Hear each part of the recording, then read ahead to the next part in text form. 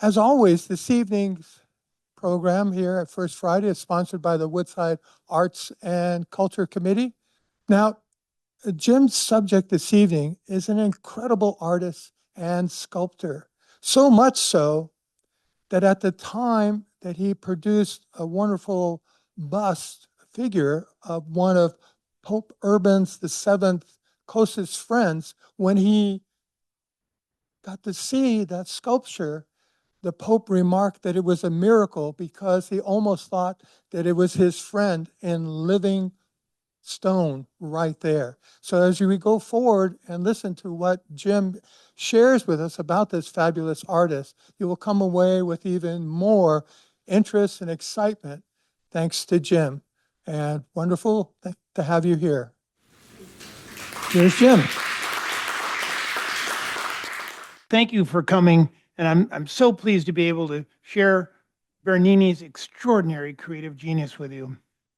In 1606, when Gian Lorenzo Bernini was 8 years old, Pope Paul V prophetically remarked that this child will be the next Michelangelo. We will come back to that prophecy. I spent a year in Europe in 1964 to study art and architecture before I went to graduate school in architecture. Because I had studied French, I made Paris my base. But when I got to Rome, which is so packed with treasures of art and architecture, I had a moment of regret that Rome, with its compact, walkable center, had not been my base. Although Rome does not have a museum to compare with the Louvre, I will never forget the thrill of stumbling onto several beautiful Bernini fountains on my way from one architectural monument to another. I will be coming back to all the images in this introduction. There are over 140 cataloged major sculptural works by Bernini. Not only was he a brilliant sculptor, but also a gifted painter who did numerous self-portraits, a celebrated playwright, designer of papal medals, crucifixes, and candlesticks for St. Peter's, and a great architect. We are going to focus on only his sculpture and his architecture. My examples are not chronological. Bernini was born 123 years after Michelangelo. Like Michelangelo, he was the leading sculptor of his age, and like Michelangelo, a brilliant architect. Bernini was credited with creating the Baroque style of art and architecture, and the Baroque has come to mean dramatic, dynamic, and often emotional art, embracing movement, intense expressions, even passion, and a sense of theatricality and decorativeness. It moved away from the balanced, idealized forms of the Renaissance. Both Michelangelo and Bernini had long careers and lived into their 80s. Michelangelo had served 6 popes, and Bernini had served 7. Both had fierce, intimidating personalities. Comparisons are inevitable and fascinating. On the right is Michelangelo's David, several times its life-size, static, classic pose, and on the left is Bernini's life-size, emotional David, a figure in motion, both brilliant in their own way. Gian Lorenzo Bernini was born on December the 7th, 1598, in Naples, to the sculptor Pietro Bernini. Gian Lorenzo was the 6th of 13 children. Let's pause on that for a moment. Gian Lorenzo Bernini is the only truly great artist that I know of who was the son of an artist in the same guild, and whose father did not discourage him from pursuing sculpture, but encouraged him and taught him. The mind reels at the image of the chaos in the Bernini household and how difficult it must have been for Gian Lorenzo to succeed when he was in the middle of the pack. Bernini sculpted this pair of busts when he was only 20, and it shows a freedom from classical norms which he was already exhibiting. The painter Joshua Reynolds stated that the Blessed Soul on the left, quote, has all the sweetness and perfect happiness expressed in her countenance that can be imagined, unquote. Her swelling breasts show us Bernini's passion. On the bust of the damned soul on the right, I love the wrinkles around the eyes, the wide open mouth, and the unruly hair. In 1606, Bernini's father received a sculptural commission from Pope Paul V, here sculpted by the young Bernini in his early 20s. He moved his entire family to Rome, where he continued to train his gifted son. Rome would be the young Bernini's home for the rest of his life. He was recognized as a prodigy soon after he arrived in Rome, already sculpting marble when he was only 8. Not interested in childish pastimes, he would spend hours watching his father at work. His precocity and self-confident poise soon earned him the admiration and favor of powerful patrons, and when he produced a masterfully wrought drawing of the head of St. Paul upon the Pope's request, the Pope made his famous remark about Bernini being the next Michelangelo. When Bernini was only 23, he was knighted by the Pope and would thereafter be known as Cavaliere Bernini. Pietro, the loving father, was pleased with his son's genius and success. This striking bust with its stern gaze gives us a sense of the Pope's power. I love the decorative low-relief patterning of the Pope's richly embroidered robe and the dramatic jeweled clasp. What do we know about Bernini's personality? This famous bust of Costanza Bonarelli tells us a lot.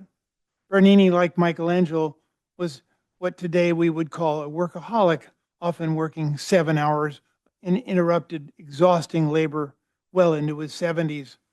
He had no time for marriage or a family. When Bernini was 38, he fell passionately in love with the 24-year-old Costanza Bonarelli, the wife of one of his assistants, Matteo, and they had an affair. He then heard rumors that she was having an affair with someone else. He hid outside her house one evening and was shocked to see his most valuable assistant, his brother Luigi, sneaking out, his clothes disheveled. The hot-tempered Bernini was so enraged that he attacked his brother with a crowbar. Luigi narrowly escaped a mortal injury in the church of Santa Maria Maggiore. Meanwhile, Bernini sent another of his assistants to seek revenge on Costanza by slashing her cheek with a razor. In a fatal fit of pique, Bernini went home and cut Costanza's image out of a painting that he had made of the two of them.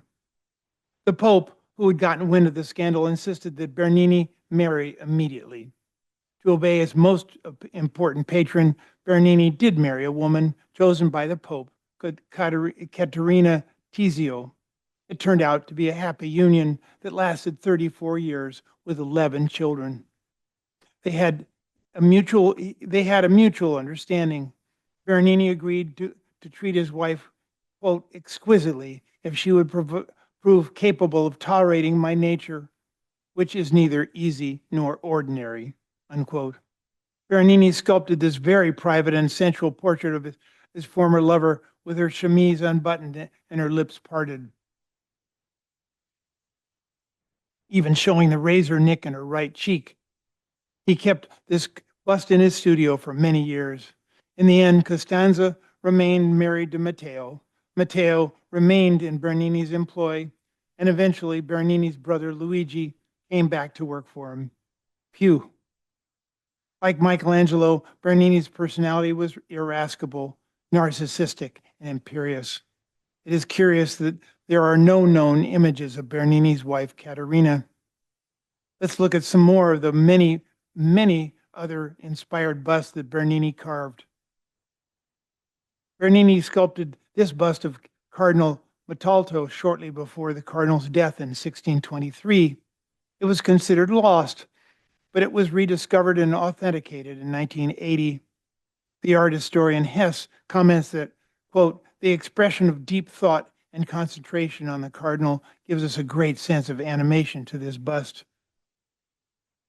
Bernini has included remarkably naturalistic details, such as the fine hair on his unshaven cheeks, the fleshy lower lip, and the pockmarks flanking his nose. The art critic Levin mentions the, quote, extraordinary qualities of vitality and refinement with which Bernini suffused the conventions of formal ecclesiastical portraiture. I love the fineness of his collar and the cross-hatched silk buttons on his cape. This beautiful half-length portrait of the Cardinal Bellarmine was commissioned by the Pope Gregory the 15th after the cardinal's death. Like the one we just saw, we feel that we know this man. This likeness must have been extremely challenging without the cardinal to pose for him. That Bernini placed his hands together in a benediction is so unusual. I love the crushed silk undergarment, a highly prized fabric in the 17th century. Bernini had an astute skill as an observer of humanity. This large, complicated, dramatic statue of Pope Urban with his arms outstretched in benediction was commissioned in 1635 and took 5 years to complete. As we shall see, Bernini had a special friendship with his pope, and it was who was formerly the Cardinal Barberini. Pope Paul had assigned Bernini to the tutelage of Barberini when he was a boy, and that relationship blossomed. When he became Pope, Barberini gifted Bernini with many commissions and positions of artistic and political power.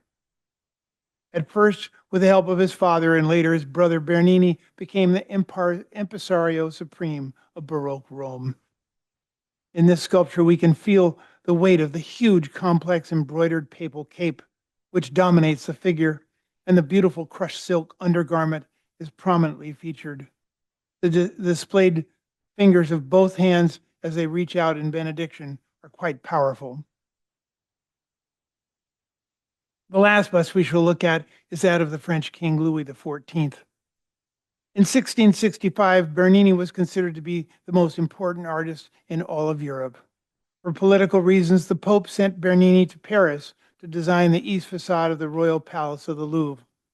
Bernini was very critical of all things French, but he and King Louis became friends. Because of court politics, Bernini's designs for the Louvre were never accepted. However, he did carve this grand regal bust of the king.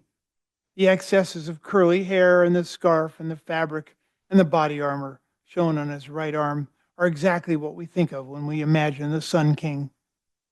Bernini was so skilled at portrait busts that he did at least one of them using only paintings for inspiration, never having seen his subject. Defending the difficulty of sculptured portraits, he once commented that even the great Michelangelo had refused to do them. This is a close-up of Bernini's unforgettable sculpture of Pluto and Persephone, which we will get to in a few minutes. He sculpted this when he was only 23. Persephone's skin, pressed by Pluto's fingers, looked so real, absolutely stunning. I would like to help you understand how difficult it is to turn marble into flesh. I was once given the opportunity to hit a piece of marble with a hammer and chisel. To my astonishment, nothing happened. I was unable to even chip the marble. Auguste Rodin, the greatest sculptor of the 19th century, loved marble, and there are many beautiful marble sculptures attributed to him, like all the ones at the Legion of Honor, yet he never picked up a hammer and chisel. He loved the intimacy of clay and did not have the patience to carve in stone. He had skillful assistants to translate his work into marble or bronze, albeit with his supervision. The marble has such a different quality than the bronze. There are many surviving Bernini bronzes, but luckily for us, his preferred medium was marble, which I think is far more beautiful. Unfortunately, there are very few of Bernini's thousands of preparatory drawings that have survived. The sepia chalk drawing of a twisted torso done when he was 20 shows us that he, like Michelangelo, had a very firm grasp of human anatomy. Look at the complex musculature of the torso. The following series of studies for an angel helps us to show the laborious process Bernini went through for each of his sculptures. He started with a very rough sketches, always in the nude. Clearly, this was going to be a male angel.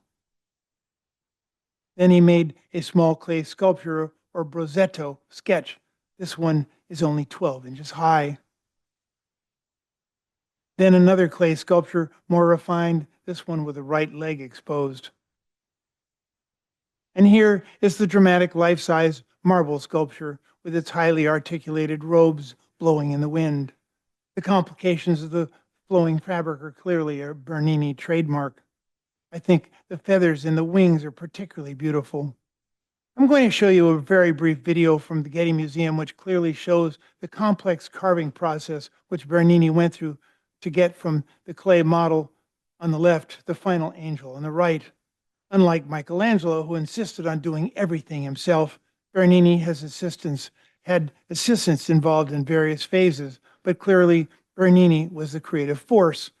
I think one of the wonderful things about this two-minute video is that it gives you a really clear feeling for the tools that Bernini used, and the difference being that the tools in this video are presumably hardened steel, and which was not available to Bernini. So Bernini's tools got dull very quickly.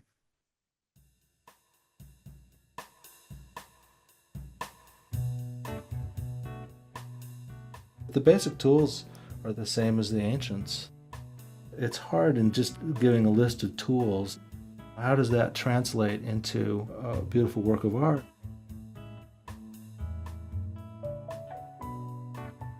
Working by hand, everything slows down, and you can think about what you're doing while you're doing it.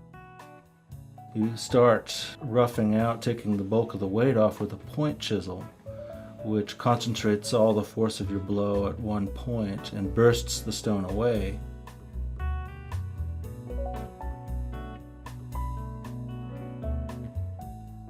Your next step after that, having removed the bulk of the material, is to model your form with the tooth chisel. A tooth chisel is basically the comb, and you use a tooth chisel to model form, while at the same time remove stone fairly quickly.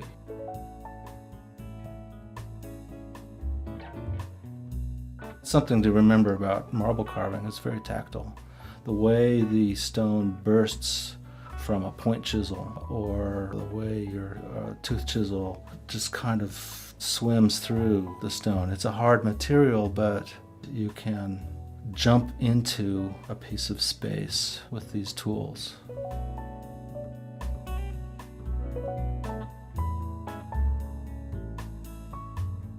If you cut at a very oblique angle to the stone, you can get a finer surface. If you're forcing the tool straight into the stone, you can get quite a different texture.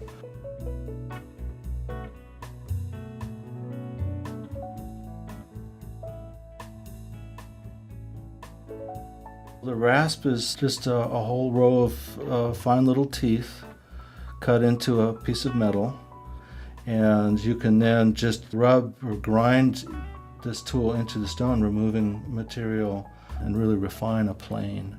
Depending on how you use the tool, you can really emphasize certain forms.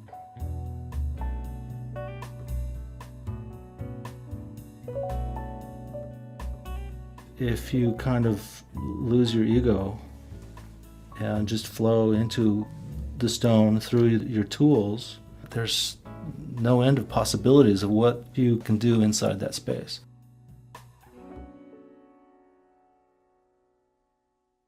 I'm amused when he says that this one tool cuts the stone so quickly that even with the fastest cutting, it is a very slow process. And the tiny little chips are flying away. They don't just come off in giant flakes. It's an incredibly very, very laborious process. By the time Michelangelo was 30, he had already carved two of his greatest masterpieces, the Pietà in Rome and the David in Florence. As I mentioned, Michelangelo was a loner, preferring to do all the work himself. And by the way, I'm so glad that in this video they have the bow, which definitely was used by Bernini, the bow which was drilling into the stone and did not have any impact on the stone. It's drilling into it very, very gently. So we'll see how important that is in a minute. By the time Bernini was the same age, he had carved 4 masterpieces. Unlike Michelangelo, Bernini was a team player with a studio of skilled stone carvers to help him achieve his creative vision. He had grown up sculpting with his father, learning to collaborate. This meant that he could take on many more commissions than Michelangelo. All four of these masterpieces are now in the Borghese Gallery in Rome. One architect described his experience at that gallery as a stupendous success. This amount of creative brilliance together in one place is almost overwhelming. Let's look at each masterpiece by itself. The first of these is the powerful Aeneas, which Bernini finished when he was with his help with his father when he was 21. It was his first commission from Cardinal Scipione Borghese, who was the second most powerful man in Rome after the Pope. It is a scene from the Aeneid by the Roman poet Virgil, with the hero Aeneas leading his family from the burning city of Troy. The life-sized group shows 3 generations of the Aeneas family. The young man is Aeneas, who carries an older man, his father, on his left shoulder. Behind Aeneas follows his young son.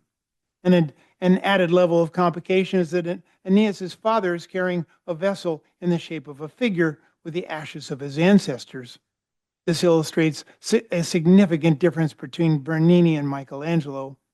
Michelangelo would hunt sometimes for many days to find a perfect piece of marble at the Carrara factories in northern Italy, which would allow him to carve the entire statue from a single piece of marble. Bernini often used multiple pieces glued together for his spatially complex sculptures like this one. I am told that the very fine-grained, relatively soft Carrara marble of Michelangelo and Bernini times can no longer be found.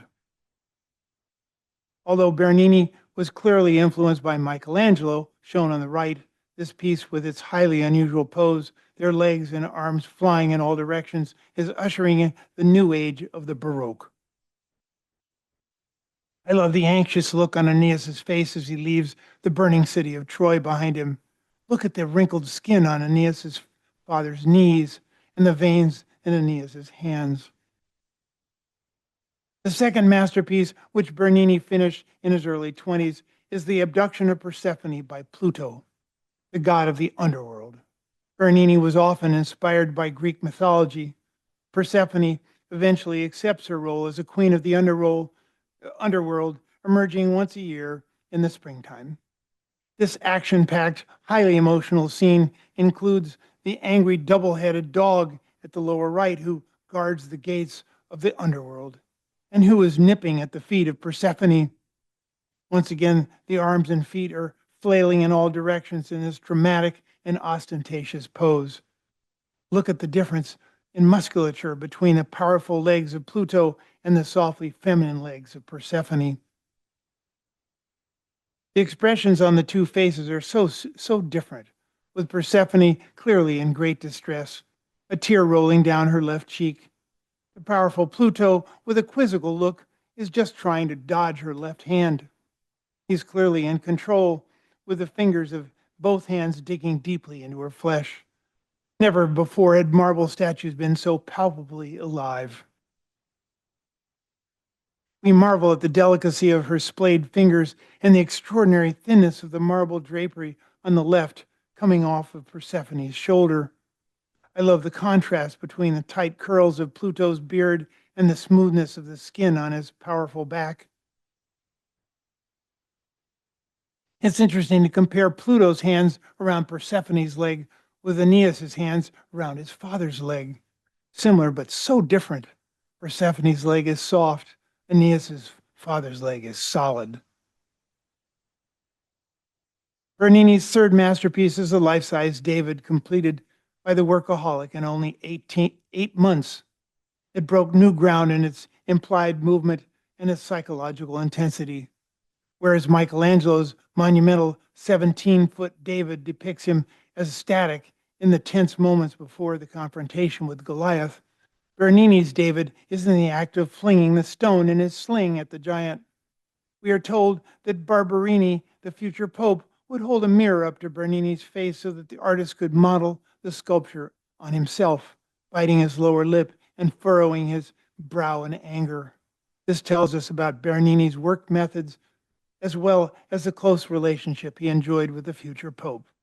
We have already seen the full-size portrait that Bernini carved of Barberini as Pope Urban VIII 15 years later. Bernini is showing off his virtuosity with the thinness of the rope on this sling. Can that really be marble? He had developed many carving tricks to make this possible. This sculpture is clearly meant to be seen in the round so that we could admire the powerful twisted musculature of the David torso. The fourth and last of these masterpieces is the ultimate crowd pleaser, and its virtuosity and creative vision leaves me breathless. This scene depicts the climax of the story written by the Roman poet Ovid in his Metamorphoses, when the nymph Daphne escapes the sun god Apollo's advances by transforming into a laurel tree. The youthful Apollo, shot by Cupid's golden-tipped arrow, has fallen in love with Daphne, who is not interested because her heart was pierced with Cupid's lead-tipped arrow. After a lengthy pursuit, Apollo thinks he has finally caught Daphne, but she has prayed to her father, the river god, for deliverance. His answer is to transform her into a laurel tree. We can see Apollo's left hand on what he thinks is her hip, but her flesh is already turning into the bark of a tree. Apollo's billowing drapes give us a sense of the speed with which he had given chase. Although this was Bernini's creative vision, he had help from some very fine craftsmen, including Giuliano Finelli, who carved the twigs and leaves springing from her hands. Finelli went on to sculpt independently at Bernini's studio. It's impossible for us mortals to imagine carving laurel leaves from a piece of marble. From the side, we can see some of the tiny braces. I have circled one in red, which were left to support the leaves and twigs in Daphne's delicate fingers. What is so appealing is the dramatic sense of motion which Bernini has captured, with Apollo's left leg and right arm spread out, and the contrast between all of the different textures portrayed by the marble, from the smooth skin to the leaves, to the tree bark, to the wrinkled fabric, to the rich tangle of hair. Look at the loop in the hair in front of his chin. Like Chopin, who blackened the sheet music with an extraordinary number of notes, Bernini at 27 was not afraid to push marble to its absolute structural limits. This had not been achieved before. In this detail, we can clearly see Daphne's hair turning into the laurel leaves. It's curious that Daphne seems more surprised and distressed by her metamorphosis than Apollo, who doesn't yet understand that he's about to lose his loved one. At the beginning of this talk, I mentioned that I had stumbled onto several of Bernini's fountains, of which there are many in Rome. The largest and most complicated is the Fontana di Quattro Fiumi, or Four Rivers, the central piece of the Piazza Navona. An Egyptian obelisk is supported by a complex travertine pedestal which incorporates four river gods. They represent four major rivers of the four continents through which papal authority had spread. The Nile portrays Africa, the Danube symbolizes Europe, the Ganges represents Asia, and the Rio de la Plata, the Americas. The Pope had asked four leading Roman artists to compete for the design, and Bernini had been purposely excluded. The Pope's niece arranged for Bernini to make a model which was to be secretly placed in the Pope's chambers, where he would have to see it. When he did see it, he was dumbfounded and declared, "This is a trick. It will be necessary to employ Bernini in spite of those who do not wish it, for he who desires not to use Bernini's designs must take care not to see them." Bernini's creation, with no central support directly under the massive obelisk, is particularly daring. The Ganges god carries a long oar representing the river's navigability. His musculature is particularly powerful. I love the textures in the palm tree and the beard. The river god of the Nile is covering his face as a symbol of the fact that at that time the origins of the Nile were unknown. Bernini had placed the smooth marble figures on a rough travertine base. The god of the Rio de la Plata, an African-American slave, startled by a vision of a snake, is sitting on a pile of silver coins, which are a symbol of the riches of that the Americas could offer Europe. The word plata means silver in Spanish. The Danube god touches the Pope's personal coat of arms, since it is the river of the four which is closest to Rome. The unveiling of this fountain was a major civic event, and the citizens were overwhelmed by its scale and complexity. Public fountains in Rome served several purposes. First, they were highly needed sources of water for neighbors in the centuries before home plumbing. Secondly, they were monuments to their papal patrons. This one's central obelisk was a symbol of the Pope's power. In addition, the fountain is a theater in the round, a spectacle of action. Rome has over 2,000 fountains, with over 50 monumental ones, more than any other city in the world. The Pope was so impressed with the fountain of Four Rivers that he commissioned Bernini to rebuild the fountain at the south end of the Piazza Navona. This consisted of replacing the central figure with one which was more significant. As we know, Bernini was a busy man, but he never turned down a commission. Here we see a full-size terracotta sculpture of the central figure of the fountain wrestling with a dolphin. Bernini made it as a guide for one of his assistants to carve the figure in marble. This is the largest and most detailed Bernini terracotta that exists today, and we are fortunate that we can see it at the Kimball Art Museum in Fort Worth. When we compare it to the final result, we can see the dramatic difference between the master and his assistant. The subtlety of the musculature is lost, as well as the fierce expression on the dolphin's face. We love the whimsy of the four tritons blowing out of pairs of shells surrounding the central figure, but they were clearly not carved by Bernini. The same is true of the four heads, which are flanked by pairs of dragons. Interesting, but not Bernini. The fountain of the boat at the foot of the Spanish Steps was started by Bernini's father and finished by Bernini after his father died in 1629. What a novel concept it was to have a boat filled with water, overflowing, yet floating in the water. It has just been cleaned, and it is lovely to imagine that this is what it looked like when it was finished 400 years ago. The next Bernini fountain is the Triton. It was commissioned by Pope Urban, who wanted a public ornament for the city in the center of the Barberini Square, dominated by his family's brand new palace. Bernini meant to illustrate the triumphant passage from Ovid's Metamorphoses, evoking godlike control over the waters and describing the draining away of the great flood. At the center rises a larger-than-life-size muscular Triton, a minor sea god of ancient Greco-Roman legend, here shown as a merman kneeling on a huge shell. His head is thrown back and his arms raise a conch shell to his lips. The fountain is a base of four dolphins that wrap around the papal tiara with crossed keys, the heraldic Barberini bees, and the heraldic Barberini bees. Bernini had a great sense of whimsy, with the dolphins' mouths wide open as if they were shouting. The huge stone scallop shell, which cantilevers in multiple directions from the core, is dramatic and structurally daring. Bernini sculpted this fountain in travertine limestone, a sedimentary rock, which is much rougher, softer, and more porous stone than Carrara marble, which is a metamorphic rock. Soon after Bernini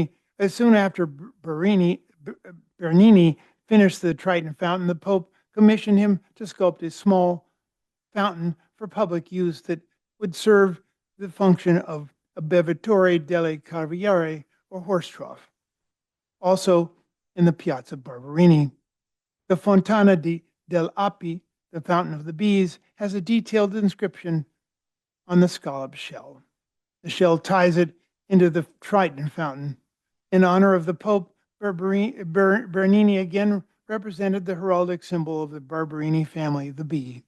I love the intimate scale of this fountain. The last of the Piazza monuments I will show you has no water, but is one of my favorites. the elephant and the obelisk. The beautiful red granite obelisk is the smallest of the 13 obelisks in Rome, and it dates from 580 BC. This charming elephant, with its particularly long, twisted trunk, is a friendly, happy elephant. The inscription on the side reads, quote, "Let any beholder of the carved images of the wisdom of Egypt on the obelisk carried by the elephant, the strongest of beasts, realize that it takes a robust mind to carry solid wisdom." As I mentioned in the beginning, both Michelangelo and Bernini, the sculptors, also worked as architects for their popes.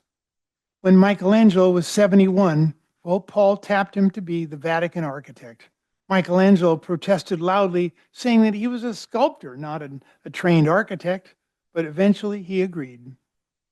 The original St. Peter's had been demolished over 40 years earlier and was still a hole in the ground. The Pope sensed that Michelangelo's creative genius and management skills could get the church built, and he was right.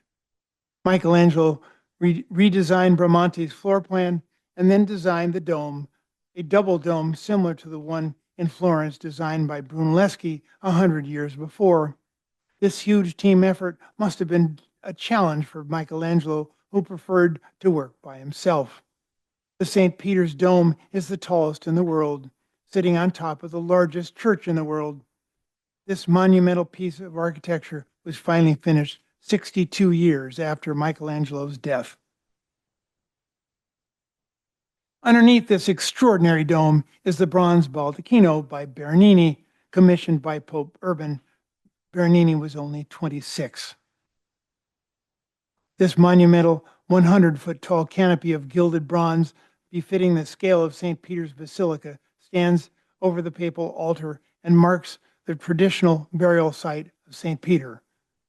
Get that this is as big as a 10-story building inside the dome. This iconic sculpture with its ornately twisted columns serve as both a piece of architecture and of sculpture. It had taken 9 years to complete at a staggering cost of $8 million in today's dollars. Nothing like it had ever been seen before. 5 years later, when he was 31, Bernini was chosen by Pope Urban to be the Vatican architect. There was immediate shock and indignation among the more experienced architects in Rome. He held that powerful position for more than 50 years. I expect that he did not complain about this new position the way Michelangelo had. Bernini's contributions to the Vatican cannot be understated. 20 years later, Bernini was commissioned to sculpt a suitable armature for the chair of St. Peter, a badly deteriorated wooden relic purported to be the chair of the first pope. This complex extravaganza of gilded bronze clouds and sun rays and putis and angels and popes, they are the ones on either side of the base with their gilded mitres, and special lighting effects, is classic Baroque art. Bernini was extremely conscious of the potential drama of natural daylight, and he made the most of it. Here with a stained glass window at the top. It's hard to remember that the only other source of light in the 17th century was candlelight, oil lamps, and fires.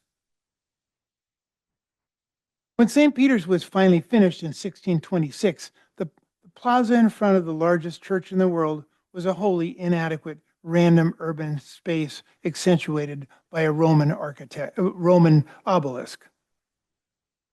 Bernini's bold stroke, which he designed when he was 60, was to carve out a grand symmetrical oval space in front of the church. The plaza, captured by a monumental colonnade of 284 Doric marble columns, 4 columns deep and over 50 feet high. With my architect's hat on, this space touches me deeply. All of the 140 10-foot-high figures on the top of the colonnade were designed by Bernini and executed by his workshop. Most people have no idea that it was the sculptor Michelangelo who designed the church, or that it was the sculptor Bernini who created this grand piazza, which has the appropriate scale for the forecourt of the largest church in the world. It can accommodate about 300,000 people for a papal address. My wife insisted that I show you my interpretation of Bernini's magnificent plaza. In this foreground is another one of Bernini's fountains. Notice the tiny people at the base of these monumental Doric columns. I painted it in the year of 2001. I include the royal staircase to the Vatican Palace because Bernini said that it was his most difficult architectural commission. Squeezed behind the right colonnade of St. Peter's Piazza in the very narrow space, the stair leads important papal guests from the ground floor to the royal hall above. With a series of architectural illusions, he has created a superbly majestic staircase. On the right, we are looking down the stair. Let's look at Bernini's most celebrated Baroque church, San Andrea al Quirinale, finished in 1861 at about the same time as the Piazza for the Jesuit novitiate on Quirinal Hill. Here is a very grand, highly articulated entrance, flanked by two large Corinthian pilasters, to a surprisingly small jewel of a church. Above the porch and tablature is the heraldic coat of arms of the church patrons. Tiny by comparison to the oval of St. Peter's Piazza, the oval floor plan and forecourt has an appealing simplicity. The floor plan is dominated by 8 deep niches. The richly, some would say overly, decorated interiors with the red and white marble Corinthian columns and the ring of pilaster putti signaling the lantern is so typical of the highly decorated Baroque style of architecture. In contrast to the dark side chapels, the high altar niche is well lighted from a hidden source of daylight, flooding the complex gilded plaster sculpture surrounding the martyrdom of St. Andrew. It becomes the main visual focus of the interior. Here is a plaster version of St. Andrew ascending into heaven. In this view, we can appreciate the richly sculptural gilded decoration of the ceiling coffers. We are told that in his later years, Bernini spent hours sitting inside this chapel, appreciating the sculptural complexity he had achieved. He said to his son, quote, "It is only from this one work of architecture that I derive some particular gratification in the depths of my heart, and often seeking respite from my labors, I come here in order to derive consolation in this work of mine." So rarely was Bernini satisfied with his magnificent creations. Speaking of Baroque interiors, let's look at the Cornaro Chapel in the Church of Santa Maria della Vittoria, the site of Bernini's justly famous Ecstasy of Saint Teresa. This is a splendid excess of materials, carved stone, carved colored marbles, architectural motifs, frescoed plaster, and stained glass, all trying to outdo Bernini's beautiful and touching sculpture depicting Saint Teresa. On either side of Saint Teresa are the members of the Cornaro family, the patrons of the chapel, sitting in box seats. Behind them is a fascinating illusion of the wings of a great hall, visually expanding the space of this surprisingly small chapel. The entire decorative concept was Bernini's. This is Saint Teresa of Avila, a Spanish Carmelite nun swooning in a state of religious ecstasy, while an angel holding a spear stands over her. In Saint Teresa's own words, quote, "I saw in his hand a long spear of gold, and at the iron's point there seemed to be a little fire. He appeared to me to be thrusting it at times into my heart and to pierce my very entrails. When he drew it out, he seemed to draw them out also, and to leave me all on fire with a great love of God. The pain was so great that it made me moan, and yet so surprising was the sweetness of this excessive pain that I could not wish to be rid of it," unquote. To add to the drama, Bernini has again designed the sculpture to be illuminated by daylight, which filters through a hidden window in the dome in the surrounding alcove. And it is highlighted by a gilded bronze raise. I love the complication of the folded garments, the angel's delicate left hand lifting that garment, the loving look on the face of the angel.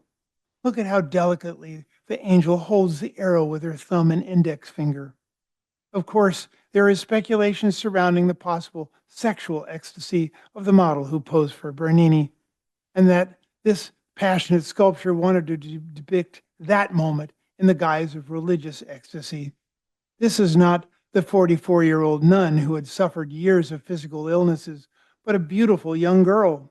And this is not the coarse, limp, much-washed nun's habit of a Carmelite, but a silky, sumptuous, voluminous robe. But the public response when the chapel was opened was uniformly enthusiastic. Everybody loves this one. Bernini finished this poignant bust of Christ when he was 80 years old, and it is his last sculpture. He died 2 years later at 82 from the complications of a stroke.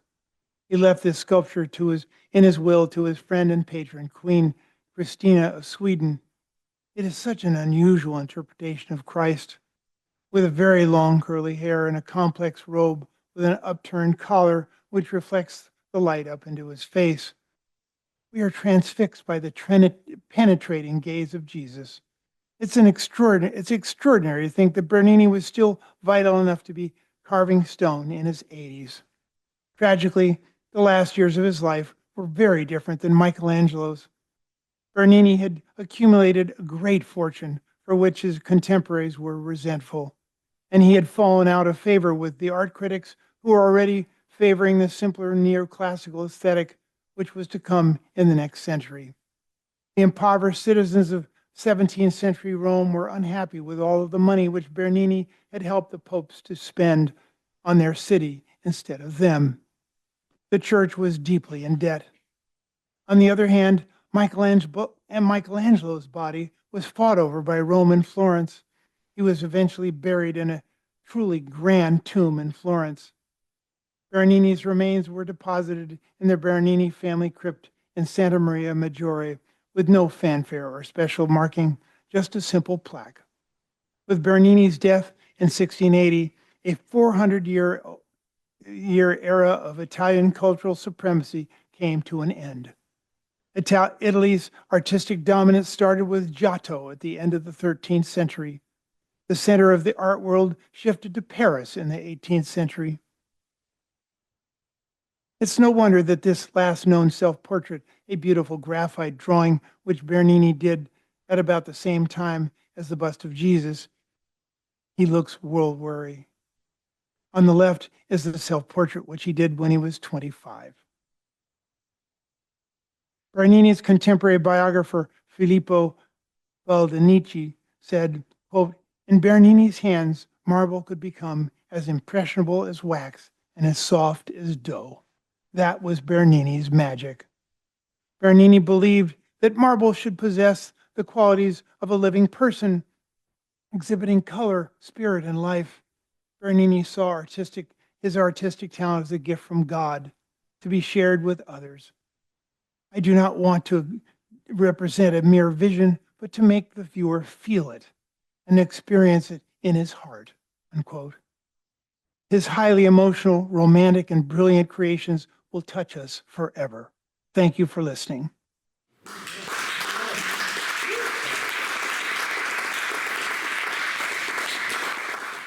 I hope you appreciate and enjoyed this intimate presentation by Jim, and it's, as always, amazing.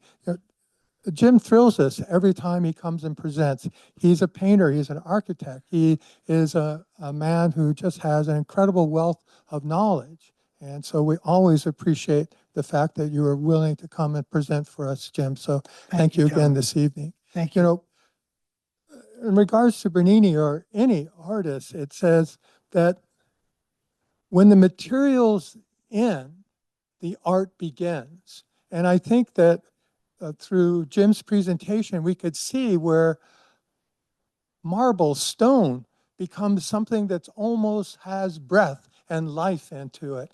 And every artist has that opportunity to do that, no matter what the subject, what the material that they use. And when it comes to sculptures, it's even more because it's three-dimensional. You can walk around it. You're not just staring at it Yeah. on a wall. You can walk around it and enjoy and perceive and see all the subtlety that's put into it. The Bernini sculpture where he left the man with stubble. How many sculptors would have been able to create and use the technique to show a person as they are in the morning or at the afternoon, instead of making them like Michelangelo did, always clean shaven, always perfect skin. So it was truly a wonderful performance. And next month, it's going to be a little different fare. We have a musical presentation with the Corner Laughers, who will be coming and giving a wonderful show. So I hope you'll come back for that. So thank you again this evening. Have a safe drive home, and we'll see you next month.